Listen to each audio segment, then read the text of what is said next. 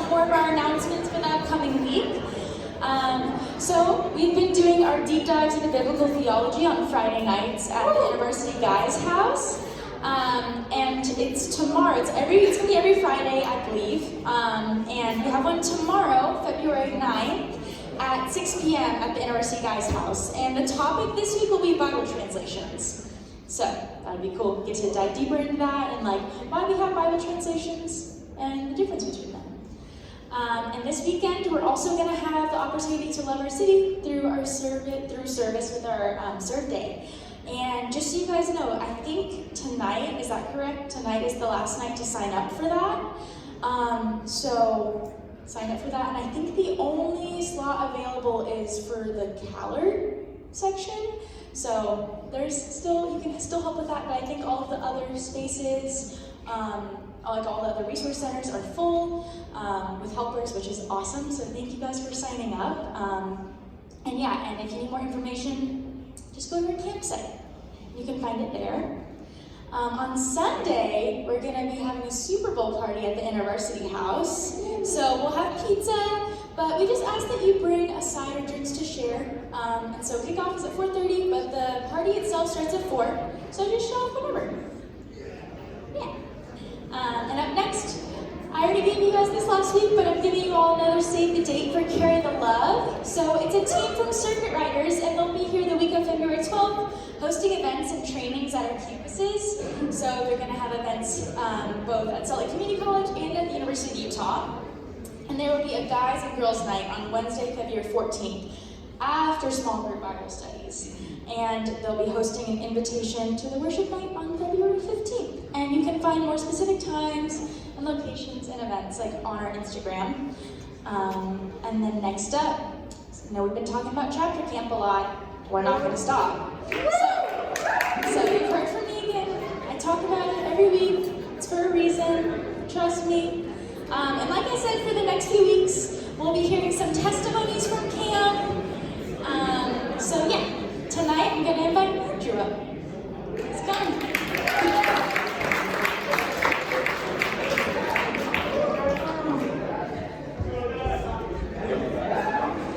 What's up, guys?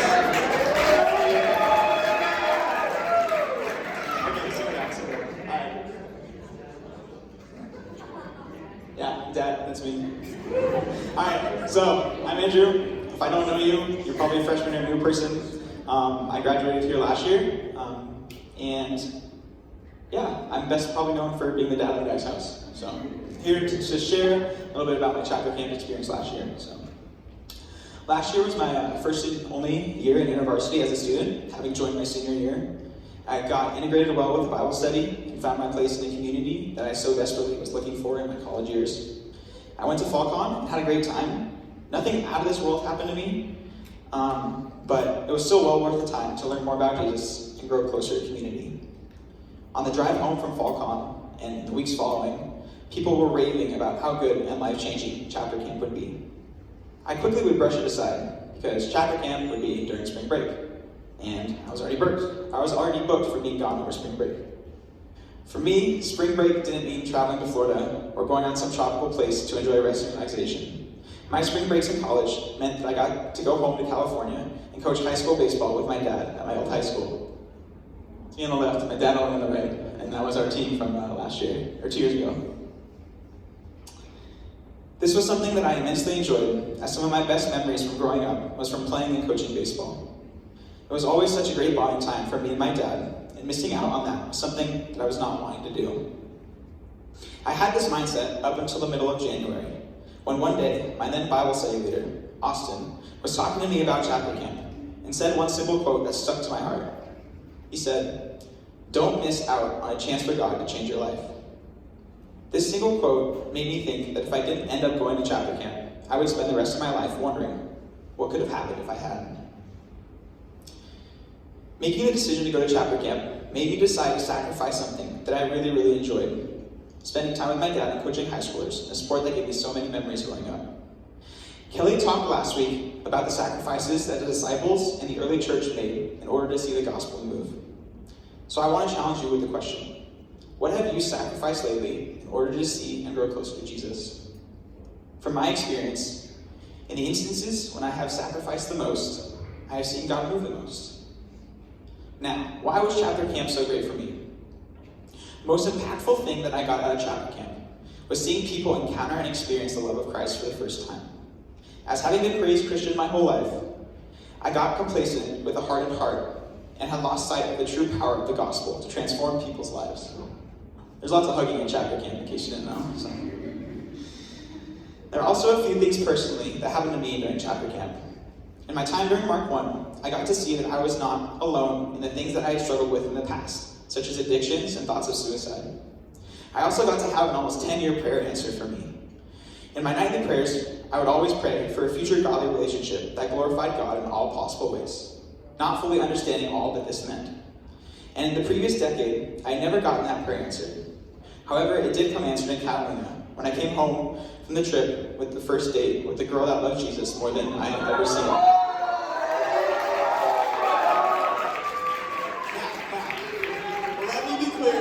Let me be clear.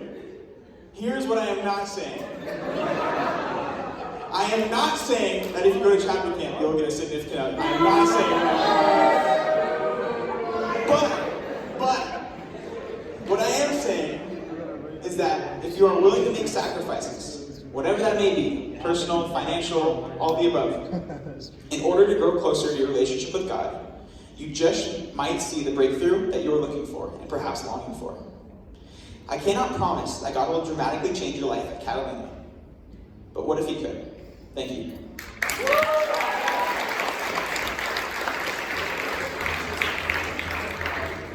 That was awesome. Thank you for sharing that, Andrew.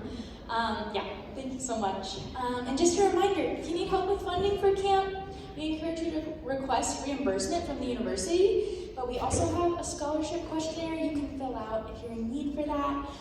Just visit the campsite. It's campsite.bio/IBUview, for those of you that don't know. And you can find the instructions there on applying for reimbursement and the scholarship questionnaire. So don't be afraid to fill that out if you need it. All right, before we get into the topic tonight, we're going to move into confession. So if you all would like to stand with me, we're going to do the same confession we've been doing based on Psalm 51. Just a place for us, if this is your first time here, just a place where we make space just for God and where we recognize maybe where we drifted from Him over the week, where we feel like we messed up or left out God. It's just a call and response confession, so I'm going to read the words on the screen, not in bold, and you guys read back the words in bold. You guys got it. All right. Have mercy on us, O God, according to your steadfast love. According to your abundant mercy, blot out our transgressions. Wash us thoroughly from our iniquity, and cleanse us from our sin. For we know our transgressions, and our sin is ever before us. Against you only have we sinned, and done what is evil in your sight, so that you may be justified in your words and blameless in your judgment. Hide your face from our sins, and blot out all our iniquities. Create in us a clean heart, O God, and renew a right spirit within us. Cast us not away from your presence, and take not your Holy Spirit from us. Restore to us the joy of your salvation, and uphold us with a willing spirit. For you will not delight in sacrifice, or we would give it. You will not be pleased with the burnt offering. Our sacrifice, O God, is a broken spirit. A broken and contrite heart, O God, you will not despise. Amen. You can be seated. All right, so I'm going to invite Nate and Robyn up to the stage, our speakers tonight.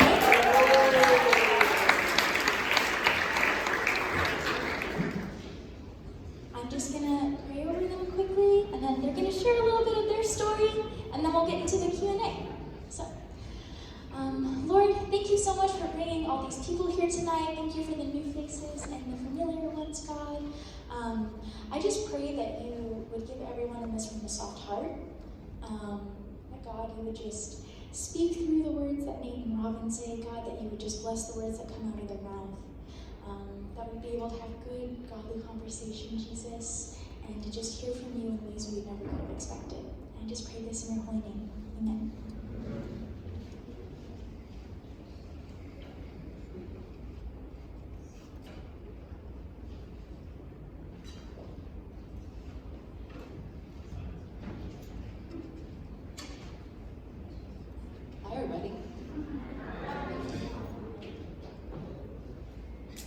My name's Robyn.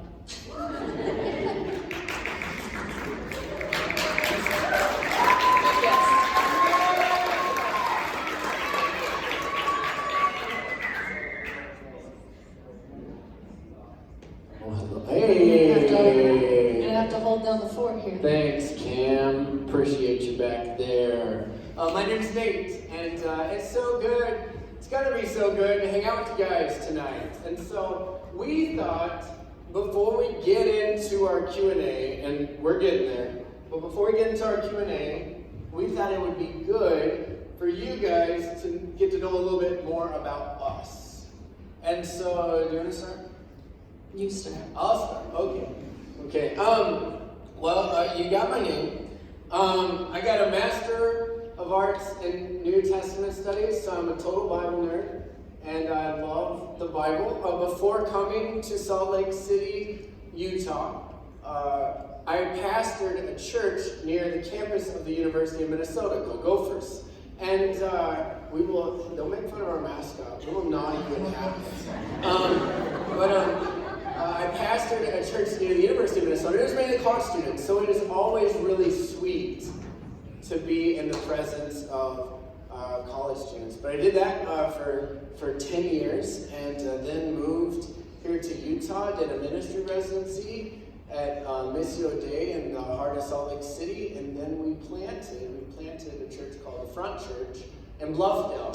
Most of you guys probably don't know where Bluffdale is, because it's 35 minutes south, but some of you do, because some of you guys play in our band. Thank you, InterVarsity, for giving us some band members. It is great. And some of you guys are involved, and we would love to have you guys hang out at the front. We're just trying to create a space for people to experience Jesus' story, where they're not like feeling Bible bashed or anything like that, but just hearing about Jesus and a non-threatening space to do it.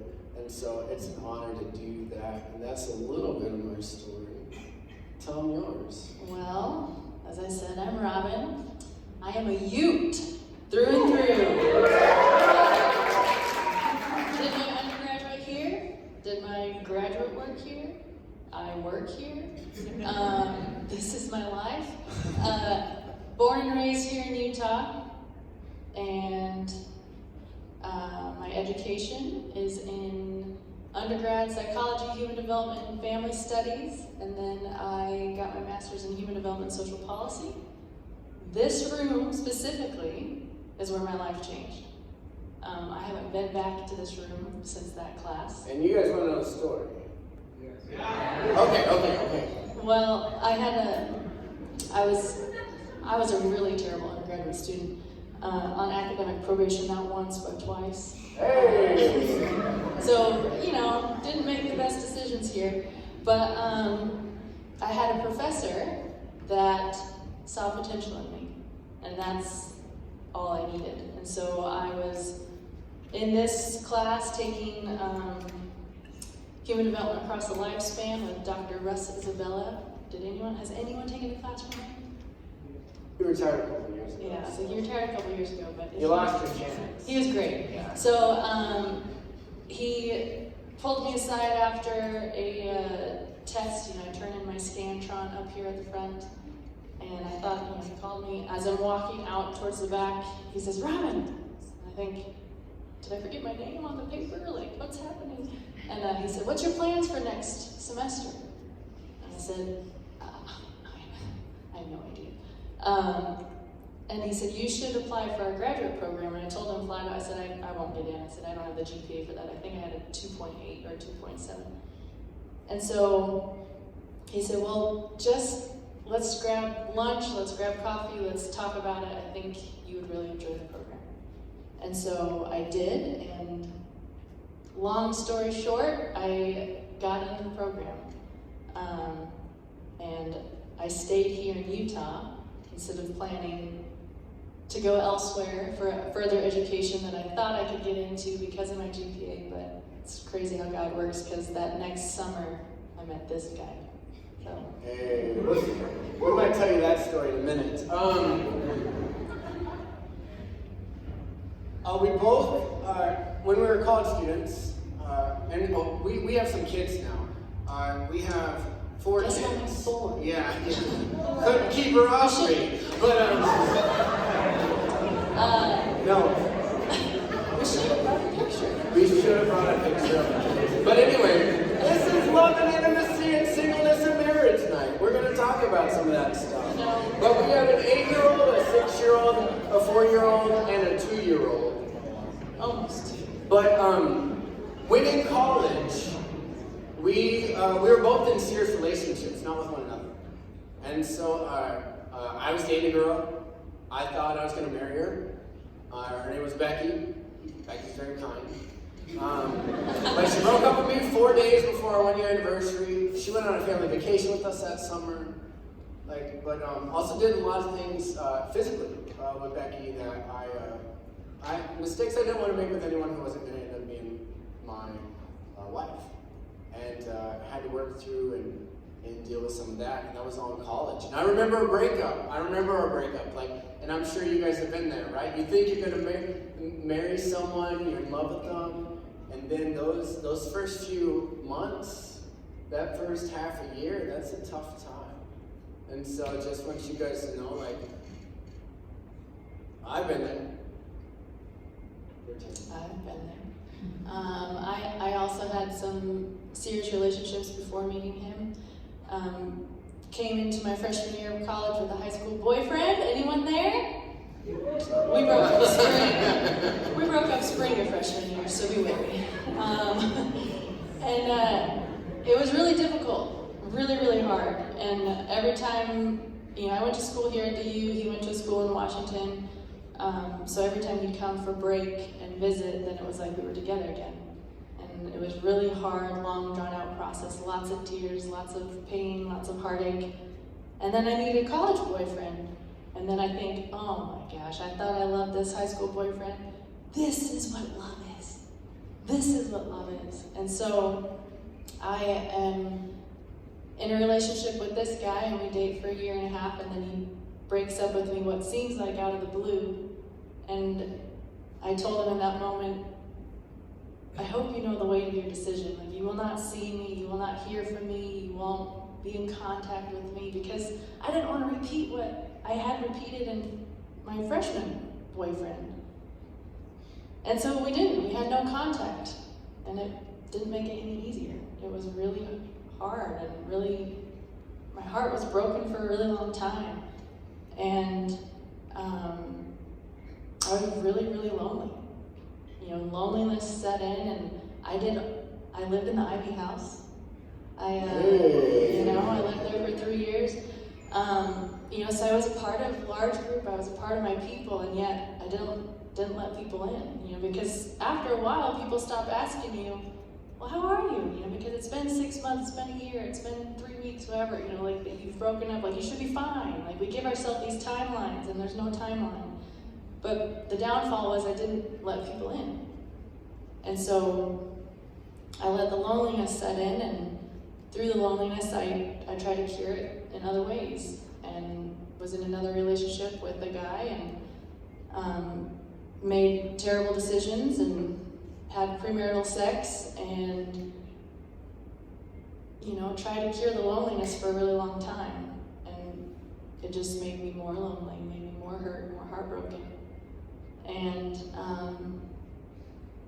thank goodness that Jesus pulled you out of it, because I would try to end it so many times, to say, this isn't what I want for myself, this is not what God wants for me, and I'd end it every time. And then I'd go back. And that's when the work of the Holy Spirit is like, come back to me. He's not there yelling at me saying, what the hell are you doing? Too late. What are you doing? He's not yelling at me like that. He's just a gentle, come back to me. Yeah. I've been here the whole time. And it was through the Holy Spirit where I finally was like, okay, here we go. So fast forward a little bit to summer of 2020. You guys want to hear how we met? Okay, we'll tell you. A real romantic place, you might have heard of it, called New Mexico. The land of enchantment. Oh yeah, but I was doing college ministry at the church that I helped start near the University of Minnesota campus. It took a group of college students to something similar to chapter camp. Hey, I heard another story like this just a minute ago. Took a group of college students, and I was a leader. And she took a group. From the U. Hey. And So yeah, we met. Took us. The Utah groups are kind of small. At least, you guys are huge now. There was like 30 of us max when I was an undergrad. But we met. Yeah, I'm not coordinated, but for some reason, the Spirit of God made me want to throw a frisbee that first day. I don't know what it was. And so I saw this group throwing frisbees, and I was like, to our little group, let's make this group. And so I stood right next to her, started throwing frisbee, getting to know this group, and we really started getting to know her that week, and I found out she wasn't a student, and I started hitting on her. It's true.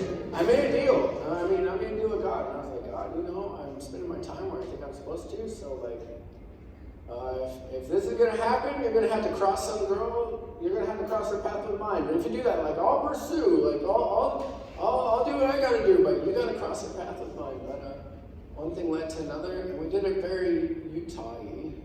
We got married 11 months later. Met, dated, engaged, married, all within 11 months. So we describe that as descriptive, not prescriptive. And so we're not saying that's how everyone should do it. And you don't always meet people at chapter camp or at any conference. No, there's not a formula to this. Don't misunderstand. But things just kind of clicked.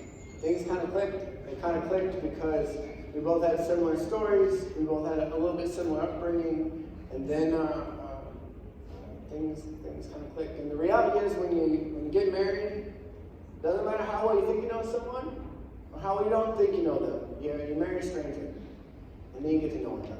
You really do. Especially when you've only known them for 11 months. You think you're married for love, and you do. What'd she say? What is it? Oh yeah, definitely. But you think you're married for love, and you do. But the reality is, marriage is one of the tools. God has many tools to teach us how to love. Well, one of the tools God uses to teach how to love is marriage. And when you get married, you marry your idea of the person. And in marriage, you actually have to learn to love the real person. And so we're going to talk some about that. Is that a good transition?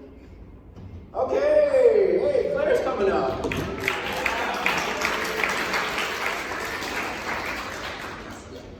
Alright, so a lot of you guys asked some really awesome questions and submitted some. So thank you. I might jump around a little bit in order of how they were asked, if that's alright. That's fine. But yeah, so thank you guys for asking some awesome questions. I'm really excited to hear from you too. So, if you all are ready, we're gonna start with this question. All right, what are your thoughts on soulmates? Does God have a specific person for you to be with or marry? And how did you know your spouse was the one? Soulmates. Nate and I looked at these questions last night together. We had a nice date at Kill in his co-working space. Talking about these. Soulmates, does God have a specific person for you?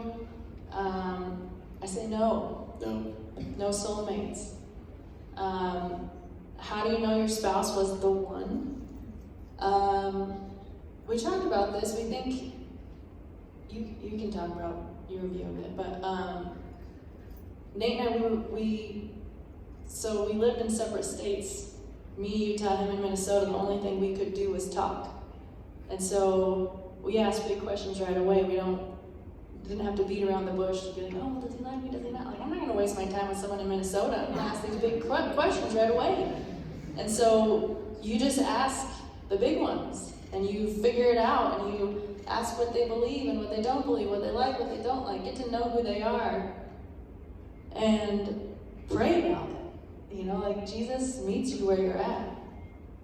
And so I think, this probably leads into another question. I think you can choose to love and marry anybody, which sounds really crazy, but I think God will meet you where you're at. I just want to speak to soulmates. I think the idea of a soulmate can be really damaging. And I've seen it. I think people who adopt this idea, it's damaging to them, because what happens is, oh man, marriage is getting hard. It's getting rocky. You start missing each other. You start like talking past each other. You start feeling distant from one another. You start to feel more distant and more distant and more distant. And if you have this idea of soulmate in the back of your mind, then you begin to think, well, what if this wasn't really my soulmate? And I don't think that's how it works. You know, the question, how do you know someone was the one? You know, I once asked my dad that question. Dad, how did you know that like mom was the one? And he's like, didn't. And he's like, when I said I do. And I think there's something really profound in that. Like the reality is, we want a lot of certainty about that, but honestly, like there's not 100% certainty. But when you covenant together, then you are committing to prioritize one another and make one another. Yeah, so that's why I think the idea of soulmate is really damaging. But I think that it's a really lovely thought to think about. How the love of Jesus in and through us can enable us to love one another, even through tough times and hard times. And how marriage, we don't just marry for love, we do, but we marry because marriage is going to teach us how to love that person who might have felt like our soulmate when we said I do. But we learn how to actually love that person over the course of our lives. So, next question. Is love an active decision to care for someone, or is it just an involuntary feeling? Can you choose who you love?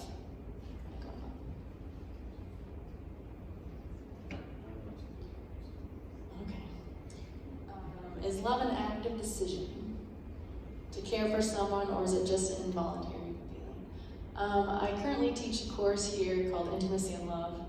I assume that's right there. She's in my class. Take my class, it's great. We have a lot of fun. So we talk a lot about in that class all the feelings, all the hormones that are involved in when you feel as though you're in love. And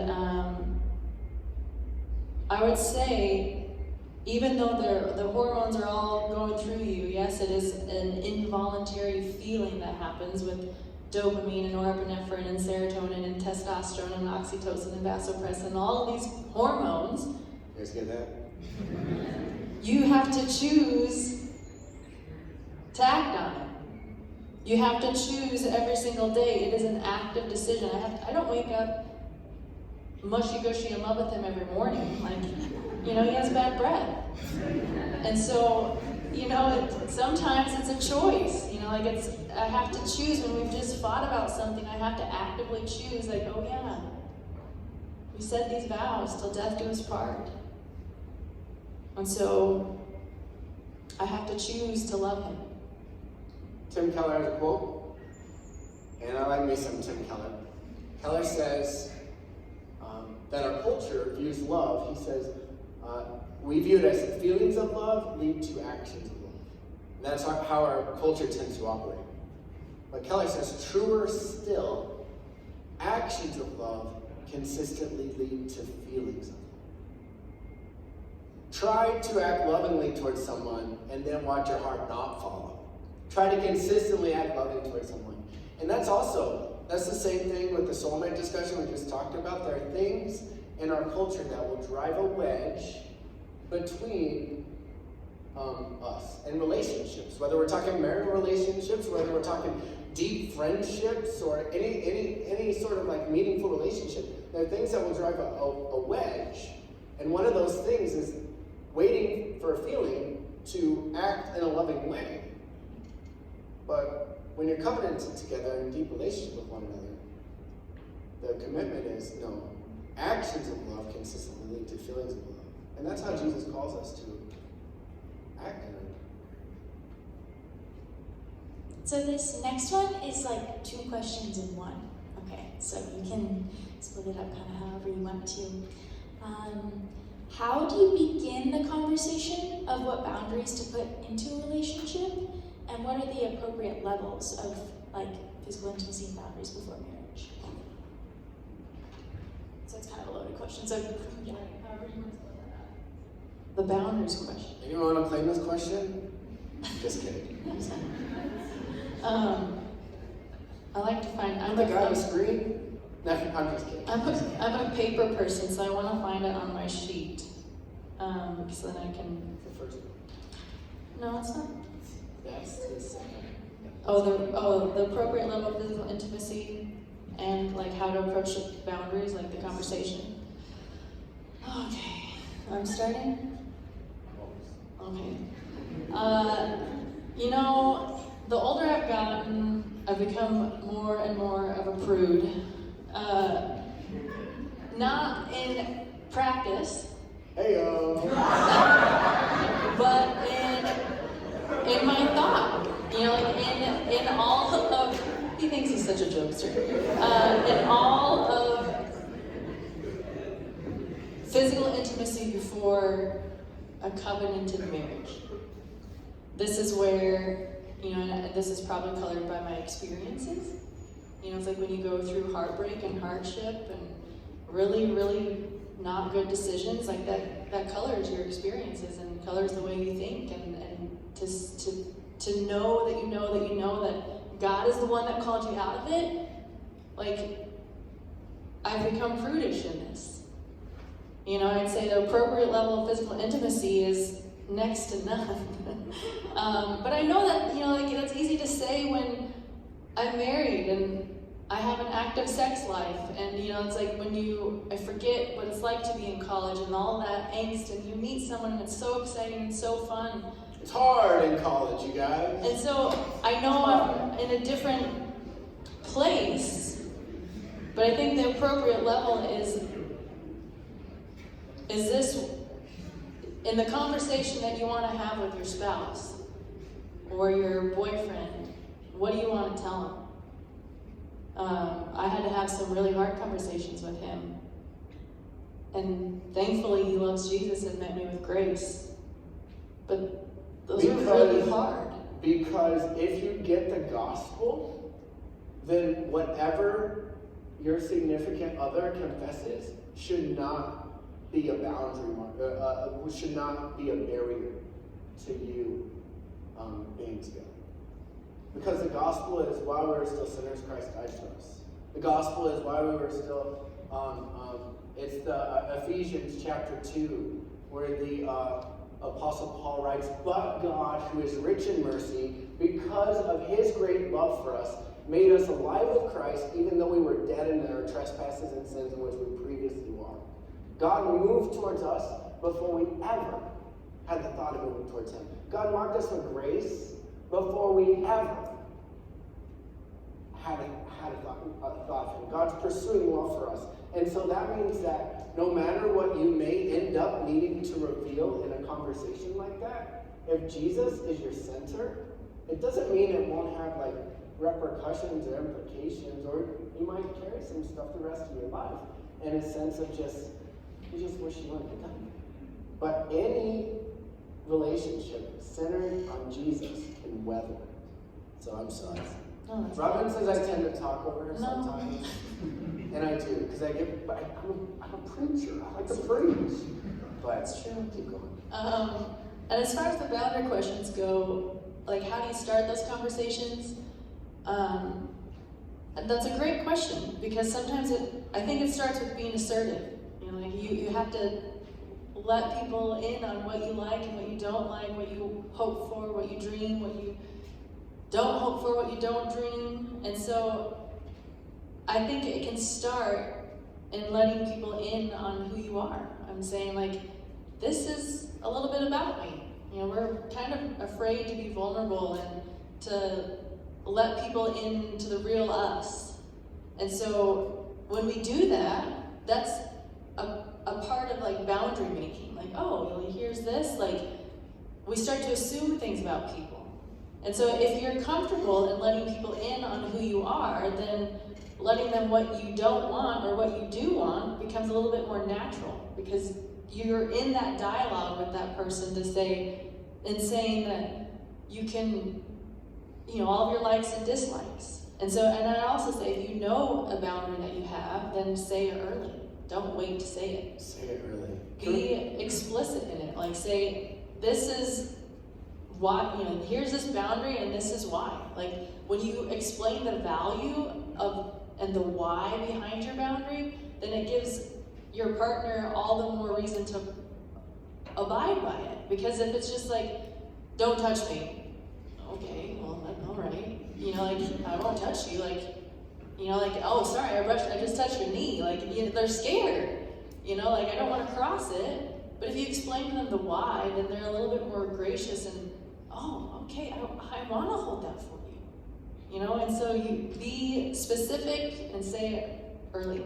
So if I can talk, I want to make a quick distinction when it comes to dating. There's casual dating, and then there's like serious relationship dating, right? With casual dating, I don't think you should kiss them. I think we're just playing around. And I think you can casual date and have a ton of fun. I've been known to tell people to date more than one person at the same time.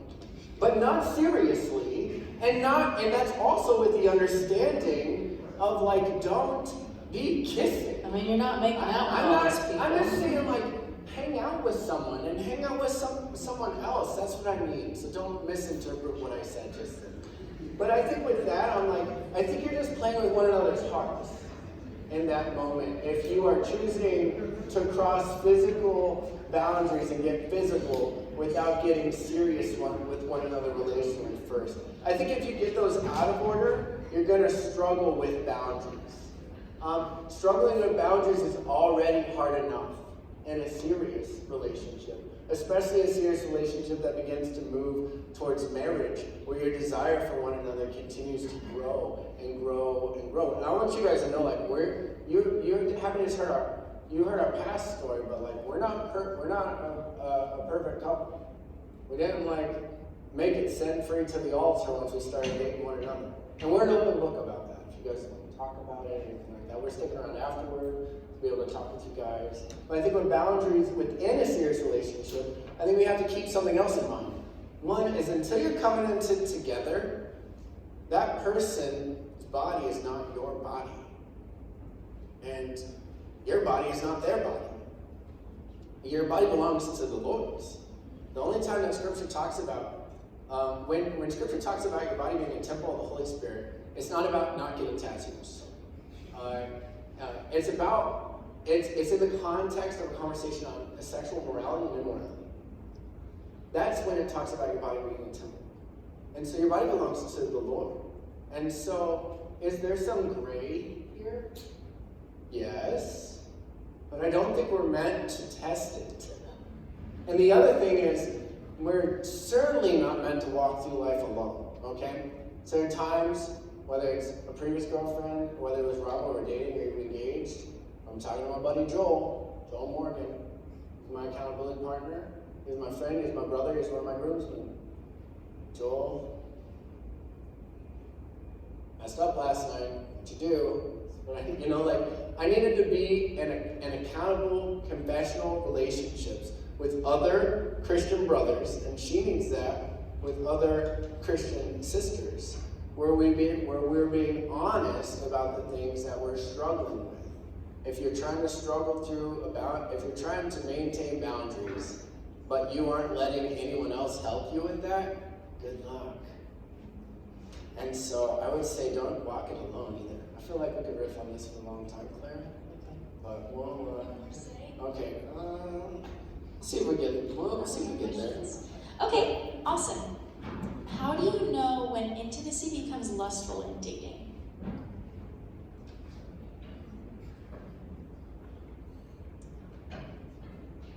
How do you know when intimacy becomes lustful? In dating. In dating.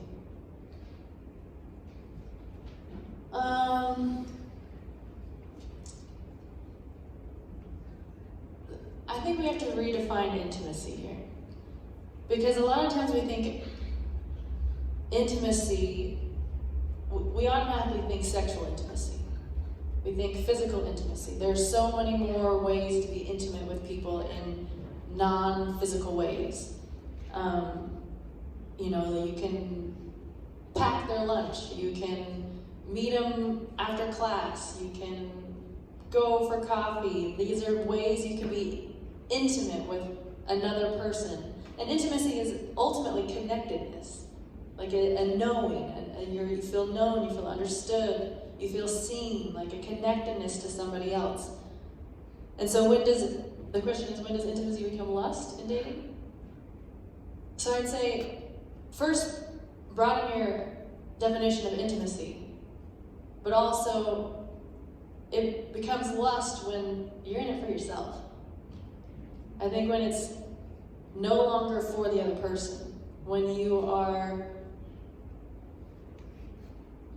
doing things for your own benefit, whether it be sexual, whether it be, lunch, you're going out for lunch, whatever, and you're always picking the place because you want this type of food, and you don't care what your partner says. So I think it becomes lust when it's ultimately about your gratification and not their gratification. Well, let's say you both want it, right? Because it's like, this is about, well, she wants it, I want it. But it's also lust when it's not being willing to submit our bodies to the Lord. Because it's not her body, and it's not his body, and it's not their body, right? Until you're covenanted together in the context of a marriage relationship, it's God's body. And so, there's just something that would just be my caveat to that. Yes, it's selfless, and when it becomes selfish, it's lust. But also, it is also lust. If you are looking to selflessly, sexually please your significant other, and you're not in a marriage covenant, then that is obviously lust. Make sense? Yeah. So. Alright, someone asked, do you think the standard of saving sex for marriage may misdirect and pressure a lot of young couples to get married just to have sex? Good question. Yes. We were talking about this question last night, and marrying for sex isn't bad. But if that's all you're marrying for, then it's bad. You should be married for a lot of other reasons too. And so if that's the whole purpose to get married in order to have sex, then don't get married. And don't have sex on top of that. So there is pressure, to save yourself for marriage, to not have sex, not have intercourse, but everything else is permissible. All that kind of stuff. She's not actually saying No, that. these are lies. These are things. And so there is a lot of pressure to just, okay, well, we really like each other. Let's get married, and so then we can do all the things. And how to prevent this is, again, opening up the idea of what is marriage for. Is it just so you can have sex, so then you can just be fulfilled all the time? Because we're not fulfilled all the time. It doesn't fix anything. Sex is a good thing that God created. And I think that sometimes we assume that sex is the cure for loneliness, for being in a relationship, for being known, for being seen, for feeling understood, and you're not. Sex doesn't cure loneliness. It doesn't make you feel known. It doesn't, you don't always feel understood through sex. And so I think there is pressure, but if that's the only reason why you want to get married, then you gotta figure that out. Yeah, I think the Apostle Paul actually talks about singleness, and he says that he would prefer that people stay single. This is really important. This is really unique to the Christian tradition, okay? Almost every other major world religion, almost every other culture, saw singleness as like second class. Okay? The Christian tradition, we worship Jesus who is fully God but fully human. We worship Jesus who lived a completely fulfilling and full life and never once had sex. That's really important to keep in focus. But the Christian tradition actually elevates singleness and says this could be an incredible vocation and an incredible use for God's kingdom. But the Apostle Paul goes on to say that if you're going to burn with desire, then get married. Alrighty. So the Apostle Paul says sex is an all right reason to get married.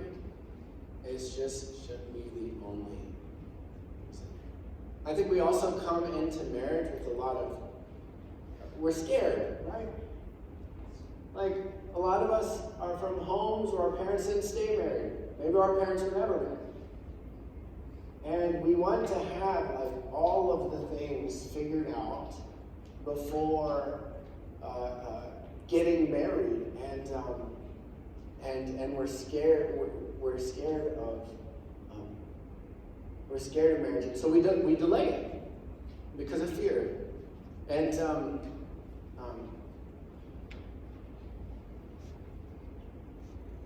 little bit of shock value, and Robyn said this earlier, but I honestly believe that two strangers who love Jesus more than anything could be paired together and get married and have a happy, fulfilling life together. Why? Because the thing that's most valuable and the thing that's going to keep your marriage afloat is your relationship with Jesus. That will ground you. You're not going to be able to figure it all out prior to marriage, and I think some of us are delaying marriage, but we want some of the benefits of marriage, sex sometimes before marriage. We're delaying marriage, we want some of the benefits of marriage, but we're delaying marriage because we're afraid. And I'm here to tell you that with Jesus and in Christian community, we can weather those storms that you're afraid of. And so, I don't know. I feel like that's kind of an incomplete answer, but we're just kind of talking about it. Since you brought up the topic of singleness, someone asked, how can you shift your focus from finding someone in your singleness to using it as a place to grow?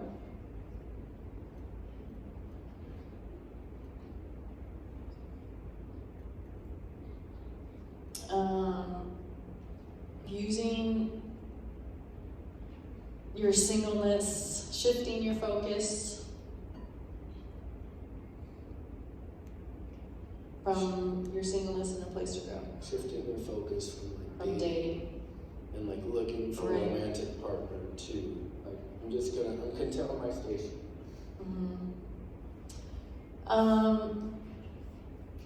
I'd say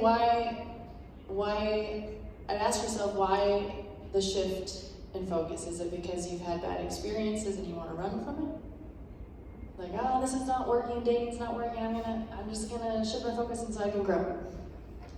Or is it because you really are genuinely wanting to focus on your singleness in this time in your life to grow in big ways? I mean, we're doing music beforehand, and I leaned over to Nate and I said, man, college is a special time.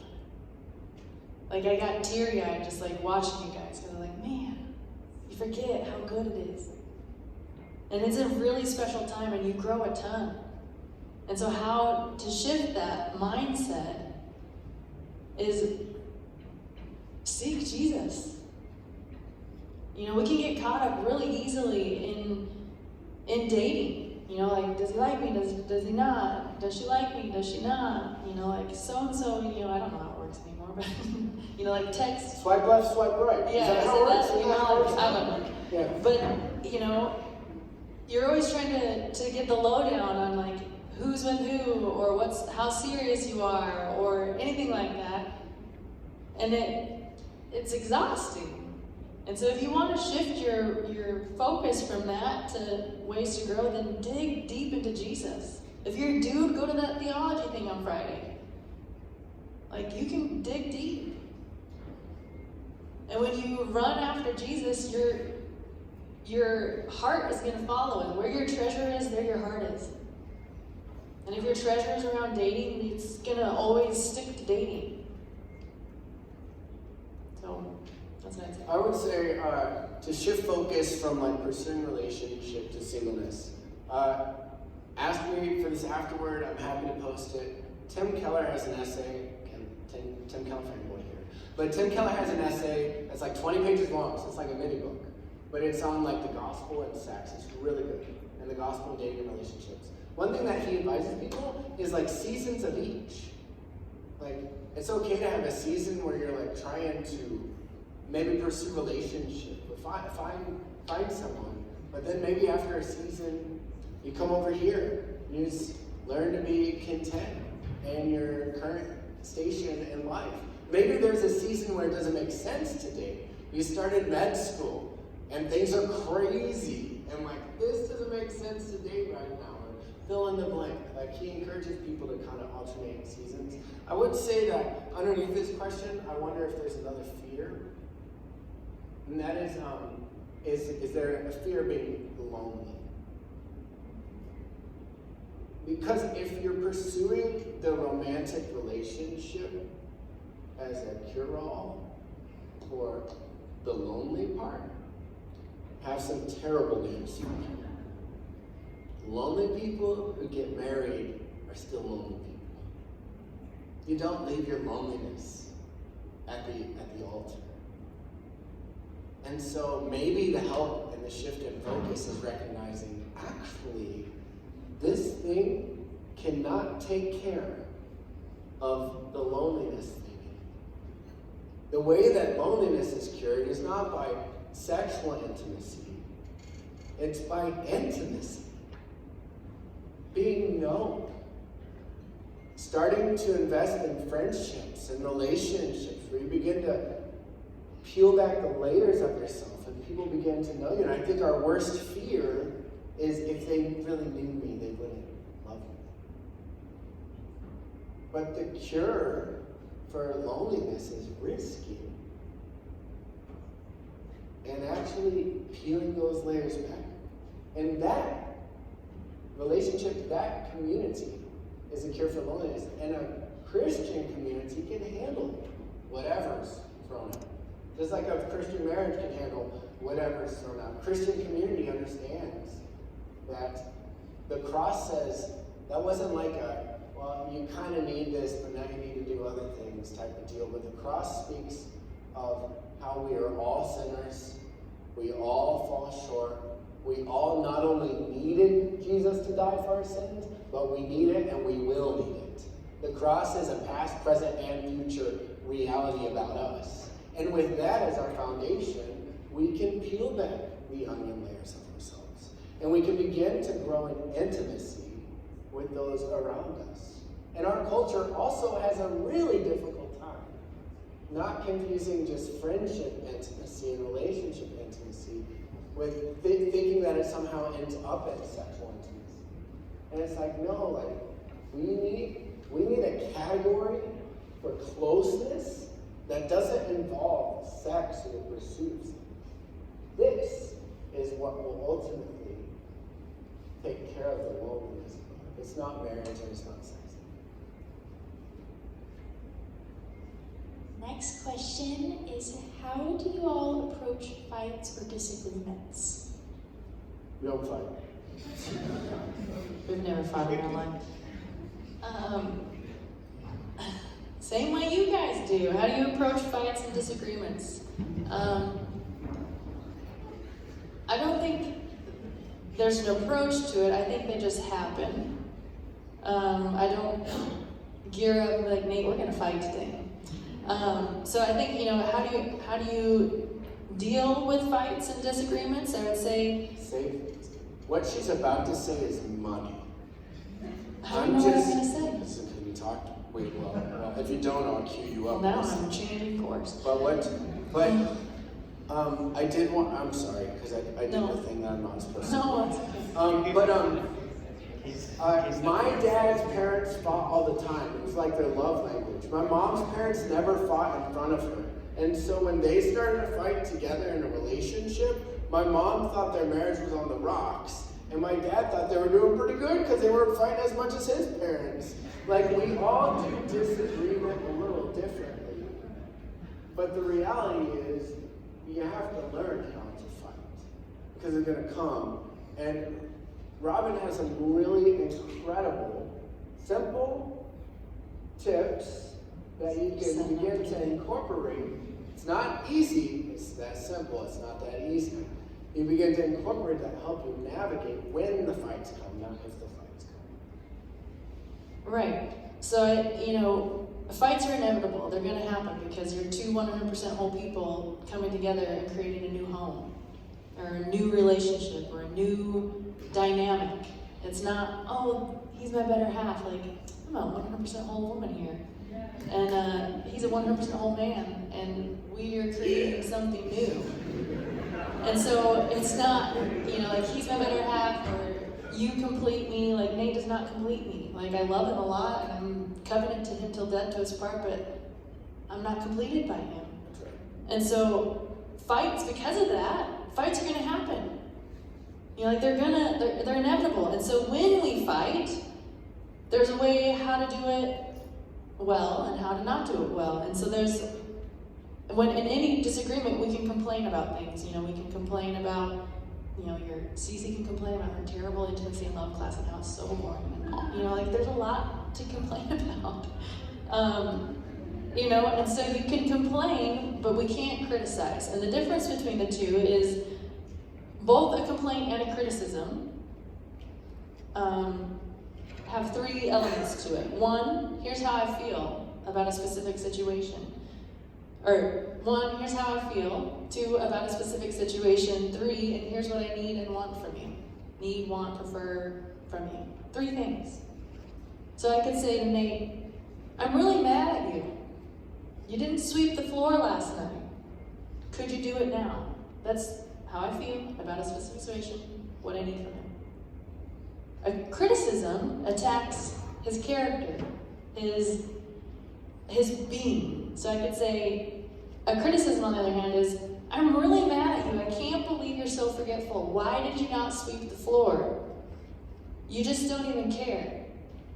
That's attacking him as a person, because I'm telling global response that he's always forgetful and that he doesn't care. He cares a lot. And so in a criticism, it's not about that specific thing. It's not about the floor. It's about, now he's thinking, my character, like, I'm not always forgetful. I do care about a lot of things. And so his defenses are going to rise because I'm now attacking who he is, and we're now fighting about other things and not that the floor wasn't swept. So, in your arguments, complain, don't criticize. Here's what I feel about a specific situation, and here's what I need. Yes, that's somewhat, and that's learned, okay? Maybe you're like, I don't know how to fight any other way. Guess what? We get Jesus, we get tons of grace, we get tons of grace of one another, but we learn how to fight well.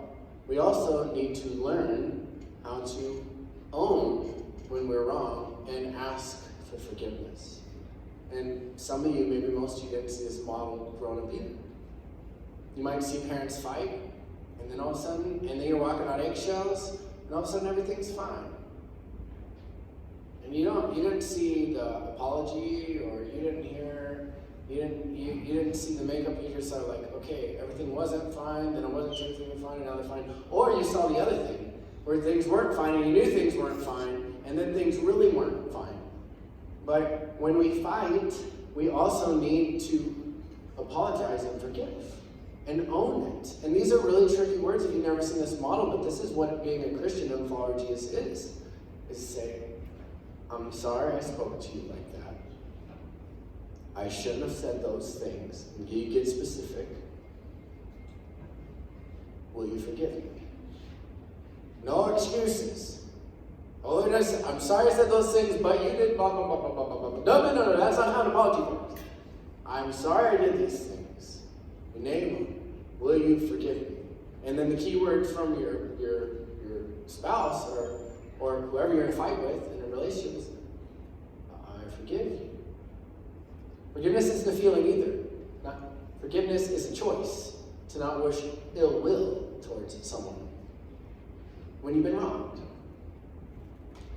And so we have to get better at owning when we screwed up and asking for forgiveness. And then when you get, if you get the blessing of 4 kids one day, woohoo! But if you get 4 kids one day, or 3 or 1 or 2.3 or whatever people shoot for, when they see you fight, sometimes you're going to need to go up to them. I'm sorry. I shouldn't have talked to your mother that way. I need to ask, I've asked her to forgive me. I need to ask you to forgive me. Will you forgive me? You need to model that for your kids too.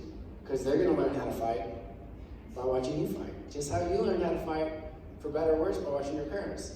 Good news is, God's grace, it is interruptive and disruptive. And it can change us from the inside out. So. And I say, put this into practice before you're even dating. I mean, you get into quarrels with your friends all the time. You know, like, who has a roommate that's that passive-aggressive note-taker? You know, like, we've been there. And so... I saw some elbow nudges out there. You know, like, we can put these into practice before you're dating. You know, in your singleness. Like, we're in conflict with people all the time, and so we can employ this, and you're better off for it when you decide to start dating, or if you decide to get married, and all that kind of stuff. We have time for like 2 more questions. So, someone wanted to know, from the girl's perspective, how can you discern if a man is worth her submission in marriage? Did I do grab this question? From the girl's perspective, how can you discern if a man is worth her submission in marriage? Does he love you like Jesus loves the church? That's what it comes down to. Is he gonna lay down his life for you? Like, lay it down. Like, I will drop everything for you. Obviously, women, don't take advantage of that. But I think that's what it boils down to. You know, that is worthy of submission.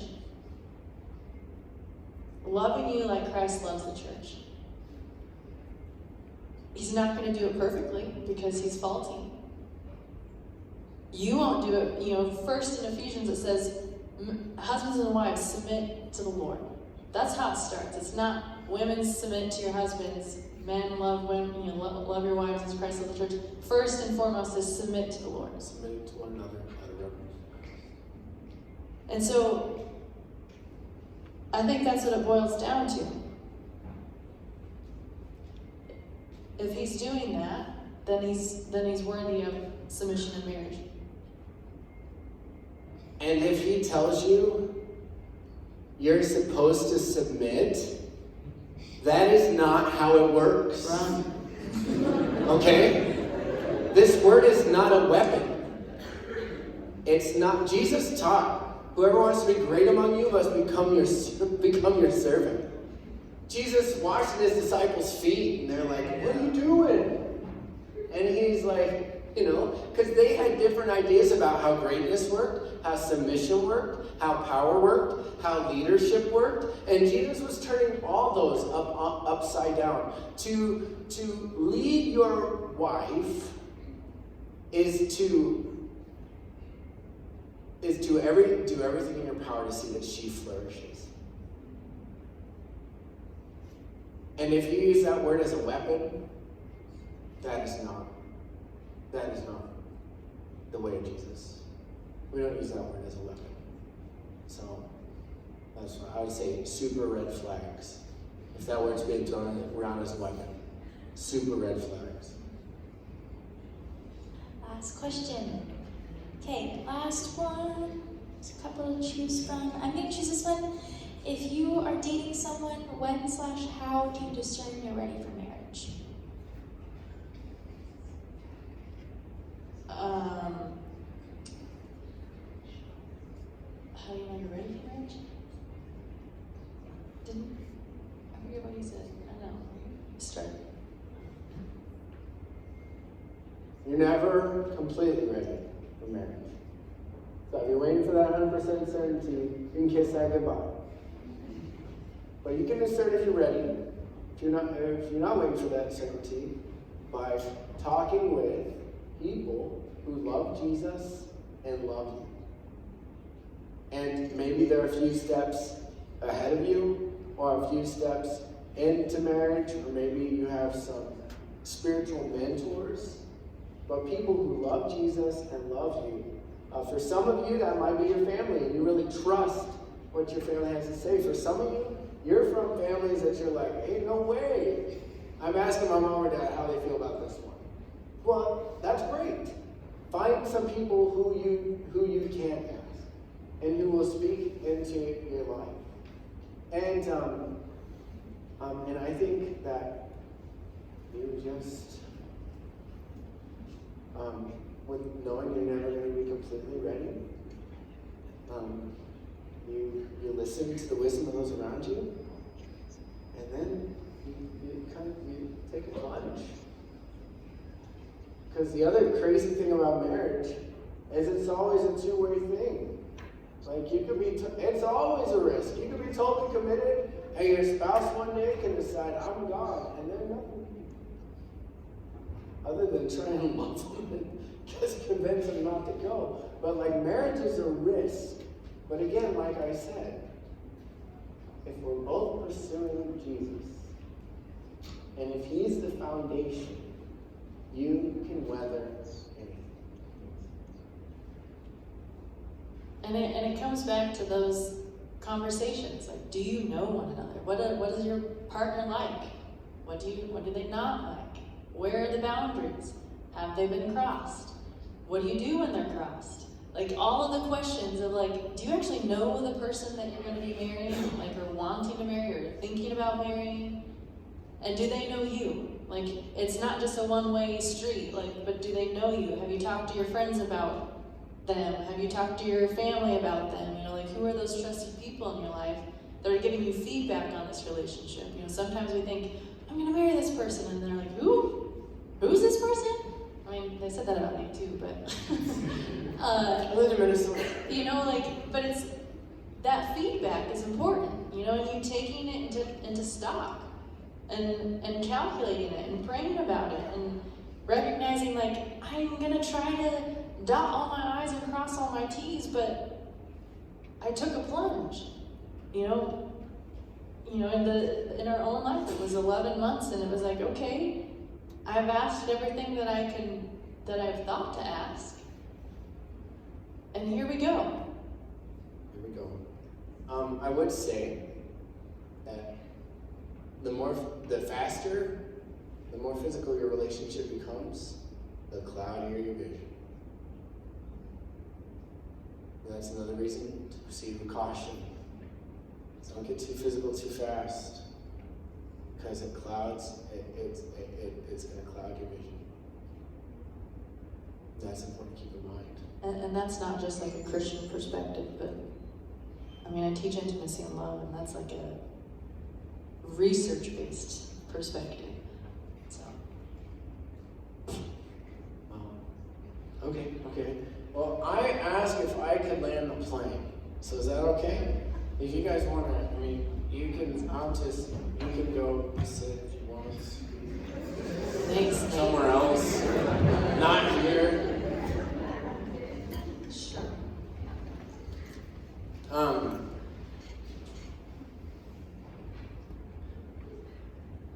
There's something that's become a really toxic way to think about purity in church culture. And that is for a season, and I think there's some Christians and churches that still confuse these categories, is we think virginity equals purity.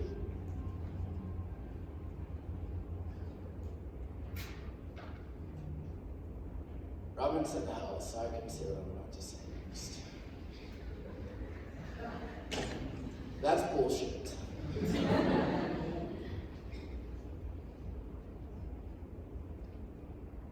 there are people who are technically virgins who are not living God-honoring lives with their sexuality and sex lives.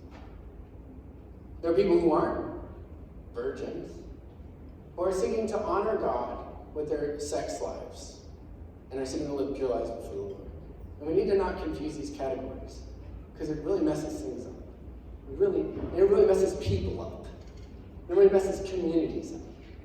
I'll never forget hearing a sermon by a guy named Matt Chandler, and he tells a story about he's like in college or something, and he goes to this event, and at this event, they're talking about sexual purity.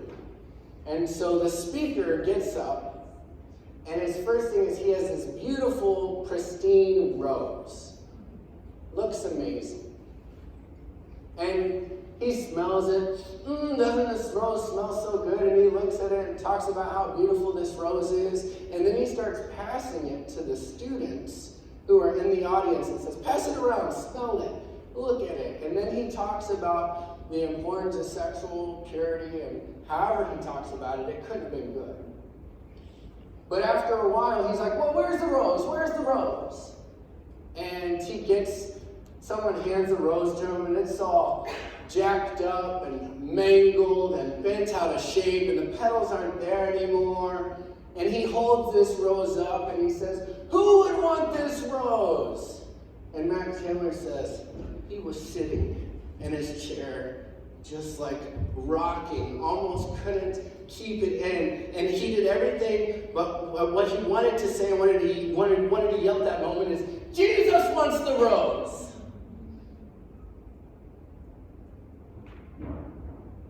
I have some neighbors who come over for whiskey night because I like whiskey.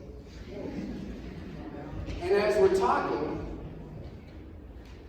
one of my neighbors talks about how the church that he grew up in, whoever was teaching him in Sunday school or whatever, talked about sexual purity, and what he did is he had everyone chew some gum. And then he pulled his chewed gum out. It's like, who would want this piece of chewed gum? You guys, that is so jacked up. Because that is so unlike Jesus. That is so unlike Jesus. I love this story in John 8, the beginning of John 8. And there's debate about where it should be and the gospel accounts, and your Bible will footnote it and tell you that. In a small note, because it shows up in a few other Gospels, and you can ask me about manuscript evidence and Bible nerd stuff afterward, and I'm happy to talk about that too. But whatever the case, people thought this story is so important, we've got to fit it in somewhere. There's a story of this woman who was caught by a bunch of religious people and in a sexually compromising position. So they bring her to Jesus. And they do this to test Jesus, but they're just using this woman as a pawn. Care about her. Jesus says to them, he who is without sin cast the first.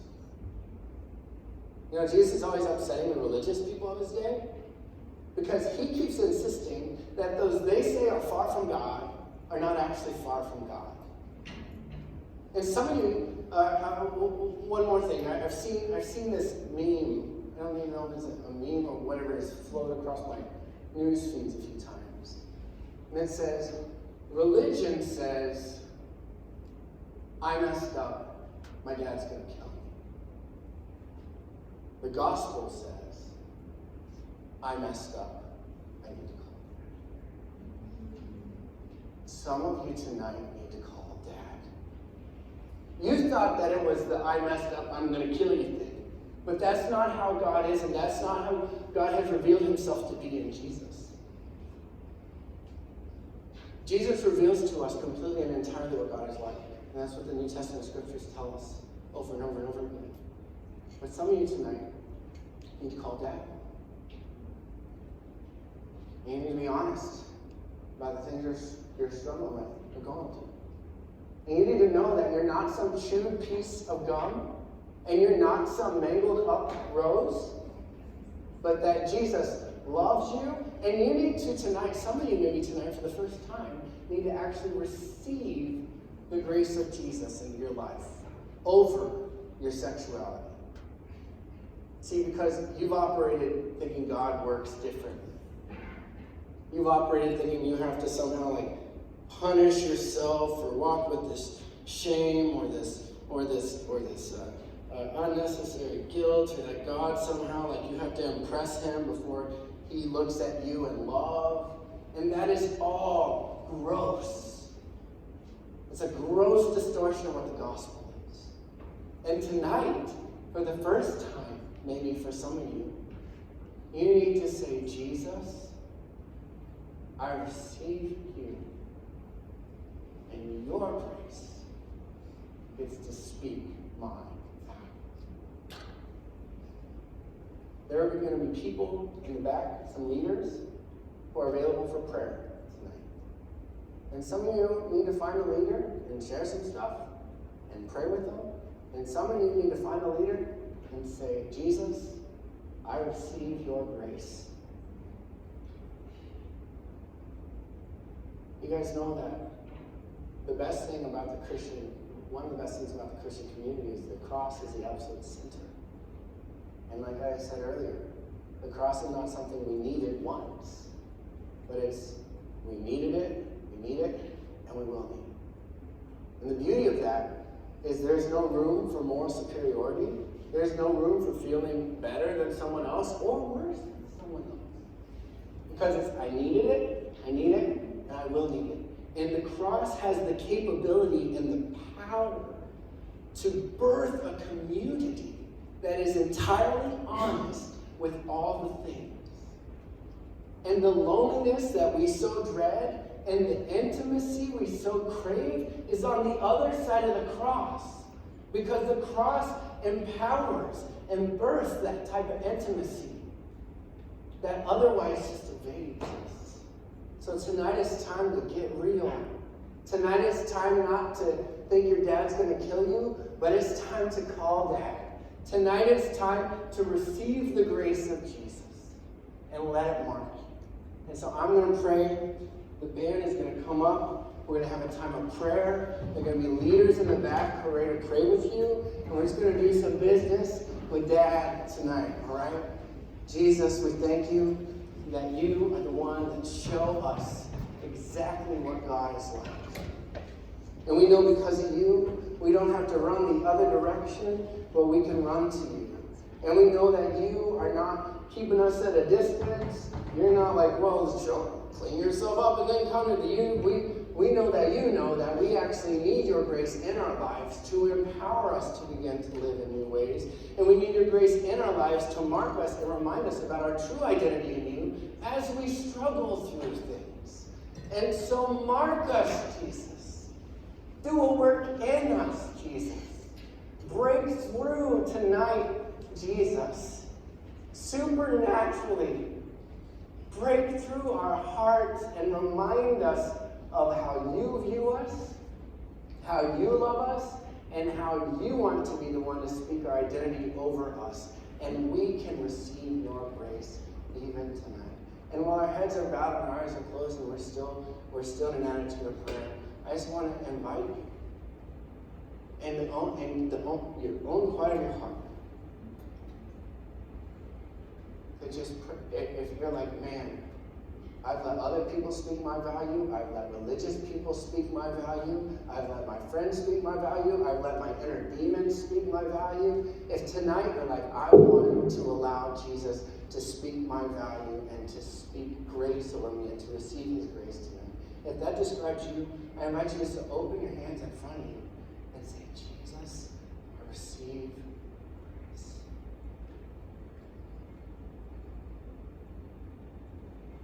And tell someone. Jesus, we thank you for your work among us, and we thank you for the work you're about to do. Amen.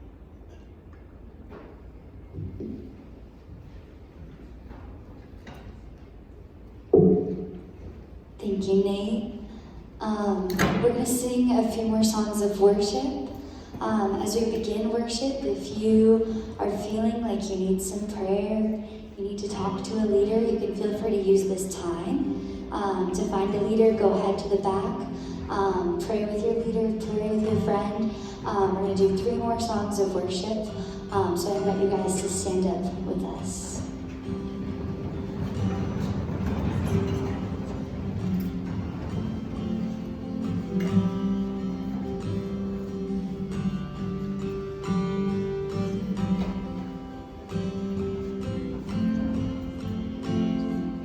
Be thou my vision, O Lord of my heart.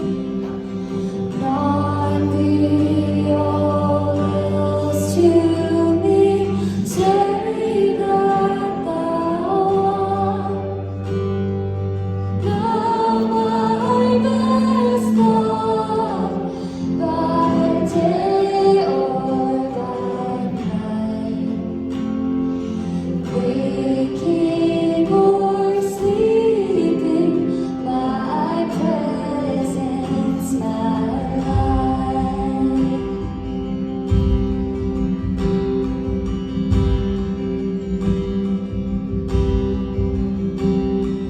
Be thou my wisdom, and I my true word. I ever with thee, and thou with me, Lord. Thou my great Father, and I thou true Son. Thou in me dwelling, and I with thee one. Riches I need not, nor vain empty praise. Thou mine inheritance now and always. Thou only first in my heart.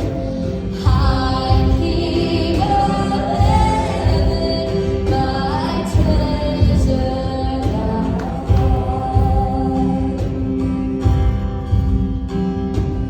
High King of heaven, my victory won. May I reach heaven's door, full bright heaven's sun. Heart of my own heart, whatever befall, still be my vision, O ruler of all. Heart of my own heart, whatever befall, still be my vision, O ruler of all. This next song is a little medley that I put together, and I think it really symbolizes the Father's love. And not only the love that the Father gives to us, but the love that we give to the Father.